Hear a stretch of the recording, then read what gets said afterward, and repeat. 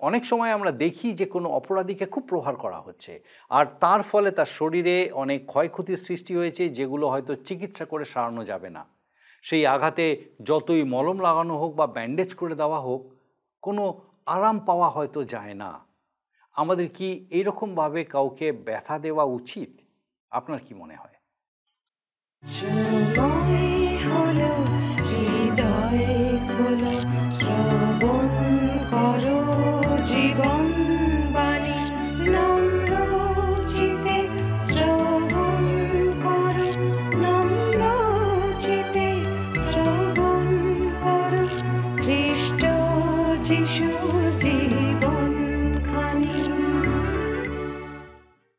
নমস্কার, জীবনবাণী অনুষ্ঠানে আপনাকে স্বাগত জানাই। আমি খুব খুশি আজকে আরেকবার আপনি আমাদের সঙ্গে আমাদের এই জীবনবাণী অনুষ্ঠানে উপস্থিত হয়েছেন। আর আপনার কাছে আমরা বিশেষভাবে কৃতজ্ঞ যে আপনি নিয়মিতভাবে আমাদের এই জীবনবাণী অনুষ্ঠানে উপস্থিত আছেন। শুধু তাই নয়, ঈশ্বরের বাক্যের এই যে ধারাবাহিক আলোচনা, এই আলোচনা বিশেষভাবে আপনার জীবনে কিভাবে কাজ করছে, ঈশ্বরের বাক্য কিভাবে আপনার সঙ্গে কথা বলছে, আমাদেরকে আপনি নিয়মিত জানাচ্ছেন। আপনার কাছে অনুরোধ, আজকের এই অনুষ্ঠান কীরকম লাগলো অবশ্যই আমাদেরকে জানান। আমরা আপনার ফোনের অপেক্ষায় থাকব। আসুন আজকে অনুষ্ঠানের শুরুতেই একটা গানের মধ্যে দিয়ে আমরা ঈশ্বরের গৌরব করি।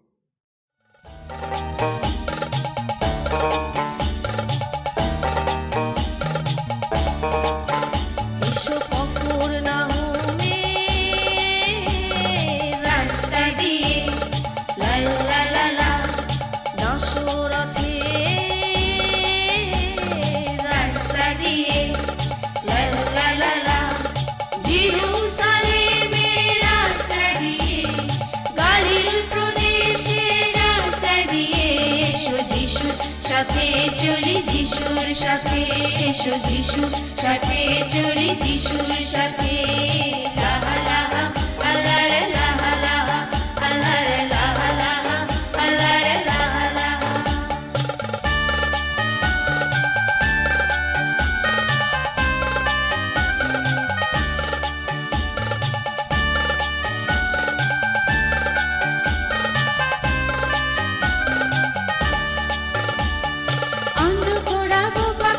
সুস্থ হলো, পোকাঘাতে কুষ্ঠরোগী সুস্থ হলো, অন্ধকোড়া বোবা কালা সুস্থ হলো, পোকাঘাতে কুষ্ঠরোগী সুস্থ হলো। কত মৃত জনে প্রাণ ফিরে পেল, কত মৃত জনে প্রাণ ফিরে পেল। এসো আশ্চর্য কাল দেখি যিশুর সাথে চলি যিশুর সাথে, এসো যিশুর সাথে চলি যিশুর সাথে। লাহা লাহা আল্লাহ রে লাহা লাহা, আল্লাহ রে লাহা লাহা, আল্লাহ রে লাহা লাহা।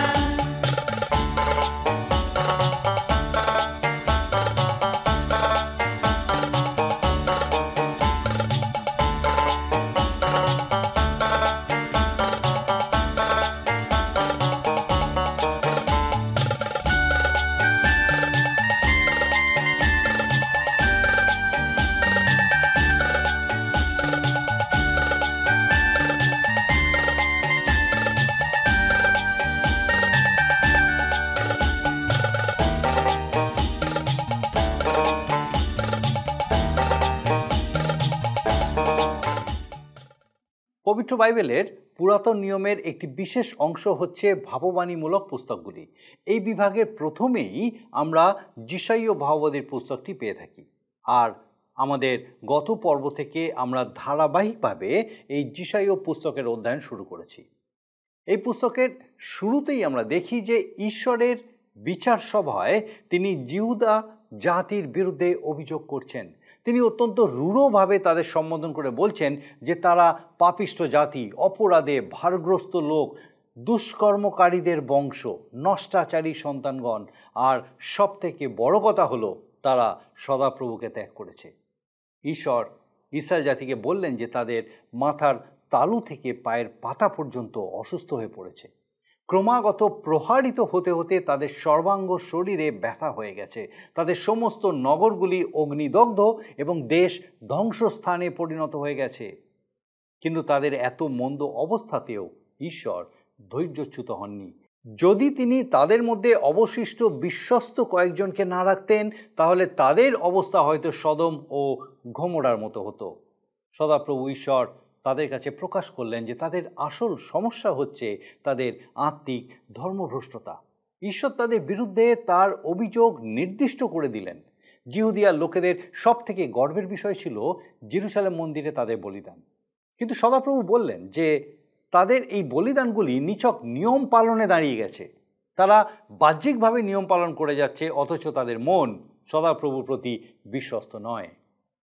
ঈশ্বরের ব্যবস্থা পালন করা যদি মন থেকে না হয়, তাহলে সেটার কোনো মূল্য থাকে না। সুতরাং তারা যেন সমস্ত অনর্থক আচার অনুষ্ঠান পালন আর না করে। ঈশ্বর তাদের উদ্দেশ্যে বলেছেন যে তারা যতই এই অনর্থক অনুষ্ঠানগুলো পালন করে তাকে তুষ্ট করার চেষ্টা করুক না কেন, সবই নিষ্ফল হবে, কারণ তিনি সেগুলি গ্রহণ করবেন না। এইভাবে তিনি ইসরায়েলকে তার বিচারে দোষী সাব্যস্ত করলেন, কিন্তু তবু তিনি চাননি যে তারা দণ্ডিত হোক। এরপর ঈশ্বর যা বললেন সেটা আমাদের আশ্চর্যচকিত হতভম্ব করে তোলে। তিনি বলছেন যে জিহুদীয় লোকেরা তার সঙ্গে কথোপকথনের মাধ্যমে এই বিচার নিষ্পত্তি করে নেয়। একমাত্র তার পক্ষেই সম্ভব তাদের সমস্ত পাপ অপরাধ থেকে তাদেরকে উদ্ধার করা। তারা যদি তার কাছে ফিরে আসে, তাহলে তিনি তাদের সব অধার্মিকতা ক্ষমা করে দেবেন। সদাপ্রভু প্রথমে জিহুদীয়দের অনুযোগ করে তাদের দোষী সাব্যস্ত করলেন, তারপর তাদের পাপের থেকে উদ্ধারের পথও বলে দিলেন। এবারে তিনি মৃদুভাবে তাদেরকে সতর্ক করছেন। যিশায়া পুস্তকে ঈশ্বরের শাসন ও তার অনুগ্রহ হচ্ছে দুটি বিষয় যার উপরে বিশেষ জোর দেওয়া হয়েছে। প্রথম অধ্যায়ের বাকি অংশে তিনি চেয়েছেন যে জিহুদা সৎপথে ফিরে আসবে। ভবিষ্যতে জিহুদার কি হবে সেটা নির্ভর করবে ঈশ্বরের ক্ষমাকারী অনুগ্রহের প্রতি তাদের প্রতিক্রিয়ার উপরে। তা যদি তাদের পাপ থেকে ফিরে আসে এবং ঈশ্বরের অনুগত হয়, তাহলে তিনি তাদের আত্মিক ও বস্তুগত অনুগ্রহ দান করবেন এবং তাদের শত্রুদের থেকে তাদেরকে রক্ষা করবেন।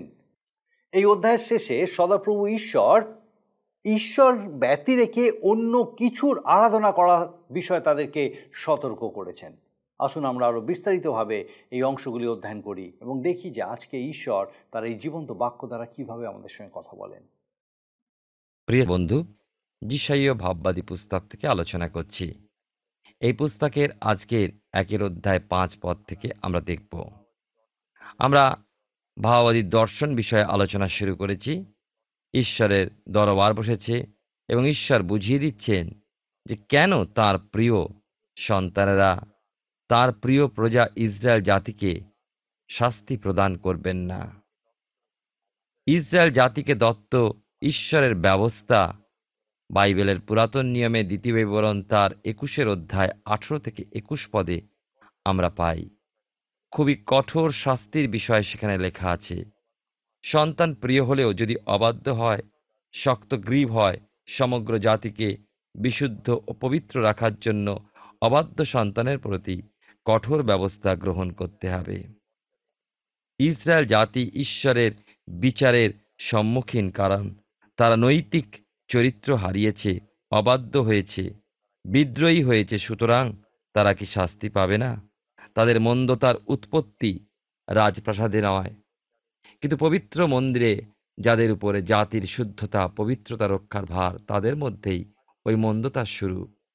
আর চলতি কথায় যেমন বলে, 1 মণ দুধে 1 ফোঁটা গোচনা সমস্ত দুধটা নষ্ট করে দেয়। সমগ্র ইসরায়েল জাতি নষ্ট, সুতরাং বাইরে ফেলে দেওয়ার যোগ্য। আসুন আমরা 5 পদ থেকে ঈশ্বরের বাক্য পাঠ করি। যিশায়া ভাববাদী পুস্তকে 1 অধ্যায় 5 থেকে 7 পদে লেখা আছে, তোমরা আর কেন প্রহারিত হইলে অধিক বিদ্রোহচরণ করিবে। সমুদয় মস্তক ব্যথিত ও সমুদয় হৃদয় দুর্বল হইয়াছে। পায়ের তালু অবধি মস্তক পর্যন্ত কোন স্থানে স্বাস্থ্য নাই, কেবল আঘাত ও প্রহার চিহ্ন ও নূতন ক্ষত। তা টেপা কি বাঁধা যায় নাই, এবং তৈল দ্বারা কোমলও করা যায় নাই। 7 পদে লেখা, তোমাদের দেশ ধ্বংসস্থান, তোমাদের নগর সকল অগ্নিতে দগ্ধ, তোমাদের ভূমি বিদেশী লোকেরা তোমাদের সাক্ষাতে তা ভোগ করিতেছে। তাহা বিদেশীগণ কর্তৃক বিনষ্ট ভূমির ন্যায় ধ্বংসস্থান হইয়াছে। আমরা দেখি যে ঈশ্বর যে বিষয়টি বললেন একেবারে তা খাঁটি সত্য কথা। ইসরায়েলের মধ্যে ভয়ঙ্কর চরিত্রহীনতা এবং রাজনৈতিক অরাজকতা বিরাজ করছে। তথাপি ঈশ্বর ধৈর্য ধারণ করে আছেন। এখনও তিনি তাদের উপরে সম্পূর্ণ দোষারোপ আনছেন না। আমরা অনেক সময় বলে থাকি, অমুকে এত অন্যায় করেছে, ঈশ্বর বিরুদ্ধতা করছে, কিন্তু ঈশ্বর ওই লোকটিকে কিছু বলছেন না। ও বেশ খোশ মেজাজে ঘোরাফেরা করছে। ঈশ্বর কি শাস্তি দেবেন না? মনে রাখবো, ঈশ্বরের ধৈর্যের সীমা আমাদের অধৈর্যের সীমা অপেক্ষা শত শত গুণ বেশি। একদিনে, এক সপ্তাহে বা মাসে অথবা বৎসরে জলপ্লাবন আনেননি তিনি। নিনবী নগরকে 40 দিন তিনি সময় দিয়েছিলেন। অগ্নিময় বিচার অবশ্যই হবে এবং বহু বহু মানুষ চিরকালীন অগ্নির মধ্যে অবশ্যই পড়বে। বিচার শুরু হয়ে গিয়েছে। 8 থেকে 9 পদে লেখা আছে, দ্রাক্ষাক্ষেত্রের কুটির, শশাক্ষেত্রের কুড়িয়া কিংবা অবরুদ্ধ নগর যেমন সিয়ন কন্যা তেমনই হইয়া পড়িয়াছে।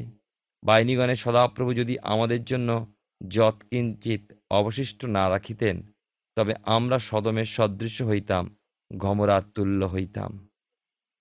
এক কথায়, ঈশ্বর যদি ইসরায়েল জাতির মধ্যে কিছু সংখ্যক বিশ্বাসীকে খুঁজে না পেতেন, ইসরায়েল জাতির প্রতি সদম ও গমরার অবস্থা হতো। জলপ্লাবনের পূর্বে নোহকে পেয়েছিলেন, আর 8টি প্রাণ রক্ষা পেয়েছিল। আজকের দিনেও সারা জগতে কিছু অবিশ্বাস্যংশ আছে, যারা বিশ্বাসী খ্রিস্টান নামে পরিচিত। 10 পদে লেখা আছে, সদমের শাসনকর্তারা সদাপ্রভুর বাক্য শ্রবণ করো, গমরার প্রজাগণ আমাদের ঈশ্বরের ব্যবস্থায় কর্ণপাত করো। ঈশ্বর বলছেন যে ইসরায়েল সন্তানেরা স্বধর্ম ত্যাগ করেছে, ঈশ্বরের ব্যবস্থা ত্যাগ করেছে। 11 পদে লেখা আছে, সদাপ্রভু কহিতেছেন, তোমাদের বলিদান বাহুল্যে আমার প্রয়োজন কি? মেষের হোম বলিতে অপুষ্ট পশুর মেদে আমার আর রুচি নাই। বৃষের কি মেষের কি ছাগের রক্তে আমার কিছু সন্তোষ নাই। ইসরায়েল জাতি একটা বিশেষ বিষয় দোষী এবং সেই বিশেষ বিষয়টি ঈশ্বর আঙুল দিয়ে দেখিয়ে দিচ্ছেন। তারা হোমবলি যজ্ঞ প্রচুর রূপে ঈশ্বরের গৃহে আনত এবং মনে মনে ভাবত ঈশ্বর তাদের ওই হোমবলিতে খুবই প্রীত। কিন্তু ঈশ্বর বললেন যে তোমাদের হোমবলিতে আমি মোটেই প্রীত নই, কেননা ব্যবস্থা অনুযায়ী সকল অনুষ্ঠান করছ, কিন্তু অন্তর তোমাদের শুদ্ধ নয়, তোমাদের স্বভাব চরিত্র ভালো নয়, কার্যত তোমরা ঈশ্বর বিদ্রোহী। আজকের দিনে আমরা বিশ্বাসী বর্গ নিজেদের প্রচণ্ড বিশ্বাসী দেখাচ্ছি, অনেক পবিত্র দেখাচ্ছি, কিন্তু পরীক্ষা করলে আমরা দেখতে পাই আত্মিকভাবে আমরা এখনো নিদ্রিত। আত্মার প্রভাব, আত্মার ক্ষমতা পরাক্রম পরিপূর্ণভাবে স্বীকার করে নিতে পারেনি। এতটুকু সন্দেহ মনের এক কোণে রয়ে গেছে। আমরা যিশয় ভাববাদী পুস্তক থেকে আলোচনা করছি। 12 এবং 13 পদে লেখা আছে, তোমরা যে আমার সাক্ষাতে উপস্থিত হইয়া আমার প্রাঙ্গণ সকল পদতলে দলিত করো, ইহা তোমাদের কাছে কে চাহিয়াছে? অসার নৈবেদ্য আর আনিও না, ধূপ দাও আমার ঘৃণিত। অমাবস্যা, বিশ্রামবার, সবার ঘোষণা, আমি অধর্মযুক্ত পর্বসভা সইতে পারি না। আমার প্রাণ তোমাদের অমাবস্যা ও নিরূপিত উৎসব সকল ঘৃণা করে, সেই সকল আমার পক্ষে ক্লেশকর, আমি সেই সকল বহনে পরিশ্রান্ত হইয়াছি। ঈশ্বর বলছেন, তোমাদের হৃদয় যদি ঠিক না থাকে, তাহলে ওই নোংরা হৃদয় তোমাদের হোম বলি আমার কাছে এনো না। ওই প্রকার হোম বলিতে আমার সন্তোষ নেই। মনে করুন, আপনার মণ্ডলীর বিজ্ঞাপনে দেখলেন যে লেখা আছে, আগামী রবিবার প্রভু যীশু আপনার উপাসনা মন্দির পরিদর্শন আসছেন। এরপর কি একথাও লেখা থাকবে, আপনার চুল ছেঁটে দাড়ি কেটে স্নান করে পরিষ্কার পরিচ্ছন্ন জামা করে গির্জায় আসবেন, জুতো পালিশ করতে ভুলবেন না, অথবা অন্যদের জন্য বলা থাকবে উপযুক্ত কেশ বিন্যাস করে সাজগোজ করে আসবেন, প্রত্যেকে চাঁদার পরিমাণটাও বেশি করবেন না। এরকম বিজ্ঞাপন পাবো না আমরা, কারণ যার পদদয় অতি উজ্জ্বল পিত্তলের মতো, যার 2 চক্ষু অগ্নিশিখার তুল্য, যার মুখ হতে দ্বিধার তরবারি মতো বাক্য বাইর হয়, তিনি কখনোই ওই সকল বাহ্যিক বিষয় চাইবেন না। তিনি একথা আরও বলবেন না যে তুমি সাক্ষ্যদান করো, অনুতপ্ত হয়ে সুন্দর সুন্দর শব্দ দিয়ে তৈরি প্রার্থনা নিবেদন করো। না, তিনি এরকম ভাব চান না। তিনি যা চাইবেন সেটা হলো মৃদুস্বর, নম্র ও নত স্বভাব, বাধ্যতা ও ঈশ্বর ভীতি। তিনি লক্ষ্য করবেন মণ্ডলীর মধ্যে সত্যকার জাগরণ কতটা হয়েছে, কতটা আত্মিক উন্নতি ঘটেছে, আত্মিক বৃদ্ধি কতটা হয়েছে, ডালে ডালে ফুল ধরেছে কিনা, বৃক্ষে ফল আছে কিনা। 15 থেকে 17 পদে লেখা আছে, তোমরা অঞ্জলি প্রসারণ করিলে আমি তোমাদের হইতে আমার চক্ষু আচ্ছাদন করিব। যদ্যপি অনেক প্রার্থনা করো, তথাপি শুনিব না। তোমাদের হস্ত রক্তে পরিপূর্ণ। তোমরা আপনাদিকে ধৌত করো, বিশুদ্ধ করো। আমার নয়নগোচর হইতে তোমাদের ক্রিয়ার দুষ্টতা দূর করো, কদাচরণ ত্যাগ করো। 17 পদে লেখা আছে, সদাচরণ শিক্ষা করো, ন্যায় বিচারের অনুশীলন করো, উপদ্রবী লোককে শাসন করো, পিতৃহীন লোকের বিচার নিষ্পত্তি করো, বিধবার পক্ষ সমর্থন করো। ঈশ্বর বলছেন, তোমাদের ক্রিয়াকর্ম সব জাল, সব নকল। তোমরা এমন ভাব দেখাচ্ছ যে তোমরা যেন শুদ্ধ ও সিদ্ধ মানুষ। হোম বলি, দান, উৎসর্গ যা কিছুই করছো না কেন, সবই বৃথায় যাচ্ছে। তোমরা আত্মিক রূপে ধর্মত্যাগী, নৈতিক দিক থেকে চরিত্রহীন, রাজনীতির দিক থেকে অরাজকতাপূর্ণ জাতি। ঈশ্বর তার যুক্তি দিয়ে বিচারের দরবারে ঈশ্বর ইসরায়েলকে দোষী সাব্যস্ত করছেন। তারা গরাদের পিছনে দাঁড়িয়ে যে কোনো মুহূর্তে শাস্তির আদেশ প্রকাশ করা হবে। কিন্তু ঈশ্বর চান না যে তাঁর সন্তানেরা বিচারের দরবারে বিচারিত হয়। তাই তিনি কি বলছেন শুনুন 18 পদে, সদাপ্রভু কইতেছেন, আইসো, আমরা উত্তর প্রত্যুত্তর করি। তোমাদের পাপ সকল সিন্দুর বর্ণ হইলেও হিমের ন্যায় শুক্ল বর্ণ হইবে, লাক্ষার ন্যায় রাঙা হইলেও মেষলোমের ন্যায় হইবে। ঈশ্বর জিহুদা বংশকে বলছেন, তোমাদের সাজা দিতে আমাকে বাধ্য করো না। বিচারস্থলে বিচারিত হবার পূর্বে দরবারের বাইরে বিচার নিষ্পত্তি করো।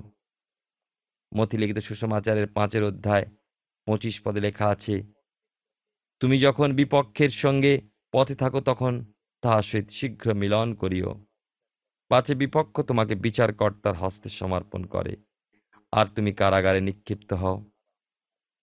ঈশ্বরই পারেন জিহুদার পাপ মুছে দিতে। তিনি পারেন জিহুদার পাপের কলঙ্ক পরিষ্কার করে দিতে। যিশাইয়া 53 অধ্যায় সেই কথাই বলে। ঈশ্বর তাঁর প্রজাদের দোষী করেছেন। এখন জিহুদা তার প্রতি ফিরে এলে তিনি তাদের নির্দোষ ঘোষণা করবেন। তোমাদের পাপ সকল সিন্দুর বর্ণ হইলেও হিমের ন্যায় শুক্ল বর্ণ হইবে।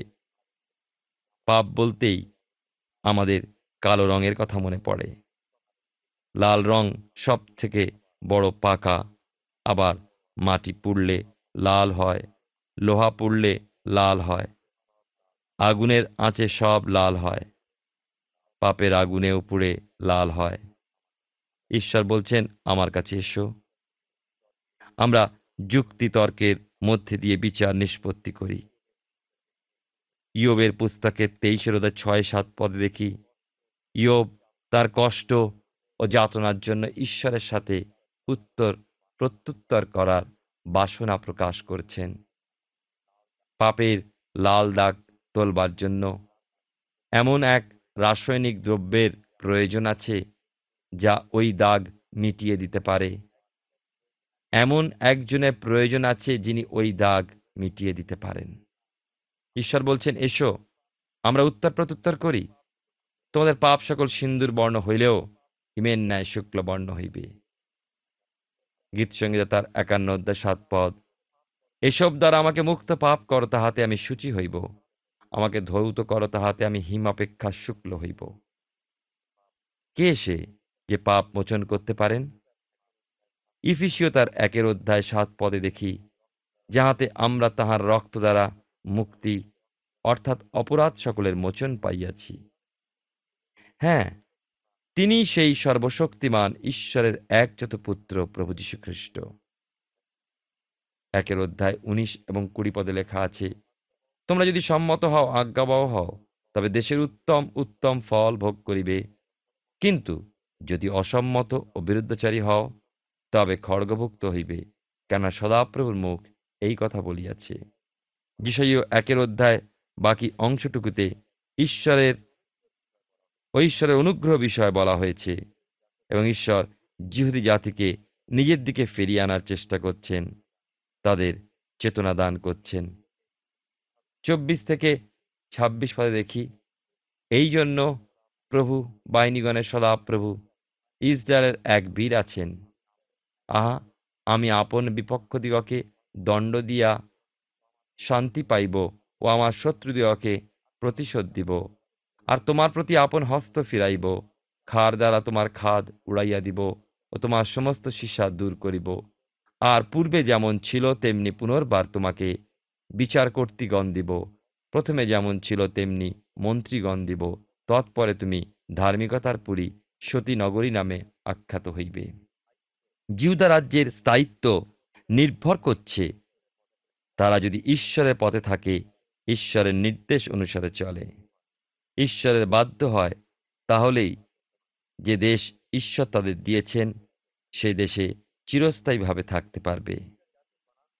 ইসরায়েল জাতি কনান দেশে আসবার পূর্বে ঈশ্বর মোশির মুখ দিয়ে প্রকাশ করেছিলেন। কনানে প্রবেশের সময় জিওশিয়ার মধ্যে দিয়ে প্রকাশ করেছিলেন, বারে বারে তাদের চেতনা দিয়েছিলেন। যিশায় ভাববাদীর মুখ দিয়ে আবার চেতনা বাণী শোনাচ্ছেন, আর পূর্বে যেমন ছিল তেমনি পুনর্বার তোমাকে বিচার কর্তৃগণ দেব। ইসরায়েলের রাজতন্ত্রের আগে যাজকতন্ত্র ছিল। ওই সকল যাজকেরা যাদের উপর ঈশ্বর স্বধর্মত্যাগী ও নিপীড়িত ইসরায়েলের শাসনভার দিতেন, তারা ইসরায়েল গোষ্ঠীর মধ্য থেকেই আসতেন। ওই শাসকেরা ঐশ্বরিক রাজ্যের রাজ্যপাল রূপে কাজ করতেন। ওই বিচার কর্তৃক দল ঈশ্বর ভক্ত, ঈশ্বরে বাধ্য হতেন। এদের মধ্যে দিয়ে রাজ্যের ও দেশের উন্নতিও সাধিত হতো, শান্তি স্থাপিত হতো। তাদের সুশাসন ও সুবিচার ছিল। মথিলিখিত সুসমাচারের 19 অধ্যায় 28 পদে লেখা আছে, সুদূর ভবিষ্যতে শাসন ও বিচার ব্যবস্থা কেমন হবে, যেমন যিশাইয় তার 1 অধ্যায় 26 পদে উল্লেখ করলেন। যিশু বলছেন, আমি তোমাদেরকে সত্য কহিতেছি, তোমরা যতজন আমার পশ্চাৎগামী হইয়াছ, পুনঃসৃষ্টিকালে যখন মনুষ্যপুত্র আপন প্রতাপের সিংহাসনে বসিবেন, তখন তোমরাও দ্বাদশ সিংহাসনে বসিয়া ইসরায়েলের দ্বাদশ বংশের বিচার করিবে। আমরা এবারে যিশায় ভাববাদী পুস্তকের 1 অধ্যায় শেষ কয়েকটি পদ পাঠ করব, 27 থেকে 29 পদ। সিয়ন ন্যায় বিচার দ্বারা ও তাহার যে লোকেরা ফিরিয়া আইসে তাহার ধার্মিকতা দ্বারা মুক্তি পাইবে, কিন্তু অধর্মচারী ও পাপী সকলের বিনাশ একসঙ্গে ঘটিবে, ও যারা সদাপ্রভুকে ত্যাগ করে তারা বিনষ্ট হইবে। বস্তুত লোকে তোমাদের অভিষ্ট এলাবৃক্ষ সকলের বিষয় লজ্জা পাইবে, এবং তোমরা আপনাদের মনোনীত উদ্যান সকলের বিষয় হতাশ হইবে। বারবার চেতনা পাওয়া সত্ত্বেও ইসরায়েল সন্তানেরা পরজাতির দেবতা দেবীদের নিজের করে নিতে চেয়েছিল, আর তাই এলাবৃক্ষের তলে অষ্টরথ দেবীর মূর্তি, যা বাবিলদিয়া ছিল, বসিয়ে চারিদিকে নানা বৃক্ষ বসিয়ে বাগান করত ও দেবদেবীর সেবা আরাধনা করত। এছাড়া বিচার কর্তৃগণের পুস্তকের 10 অধ্যায় 6 পদে দেখি, অন্যান্য জাতির দেবদেবীদেরও আরাধনা তারা করত। আমরা জানি কিছু লোক আছে যারা কতগুলি গাছকেও দেবতা বলে মানে। 30-31 পদে লেখা রয়েছে, কেননা তোমরা শুষ্কপত্র এলাবৃক্ষেরও নির্জল উদ্যানের ন্যায় হইবে, আর বিক্রমী ব্যক্তি কোষ্ঠপাটের ন্যায় ও তাহার কার্য অগ্নিকণার ন্যায় হইবে।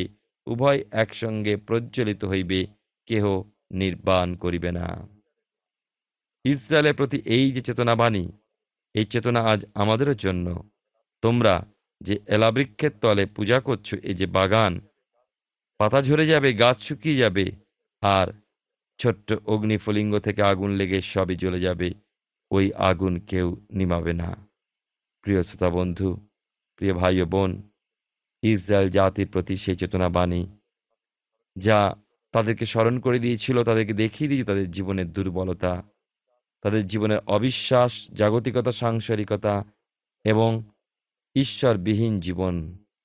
আজকের জগতের মধ্যে আমরাও ব্যস্ততার মধ্যে, বিভিন্ন বিষয়ের মধ্যে আমরা ঈশ্বরকে দূরে রেখে জাগতিক বিষয়কে প্রাধান্য দিয়ে চলেছি।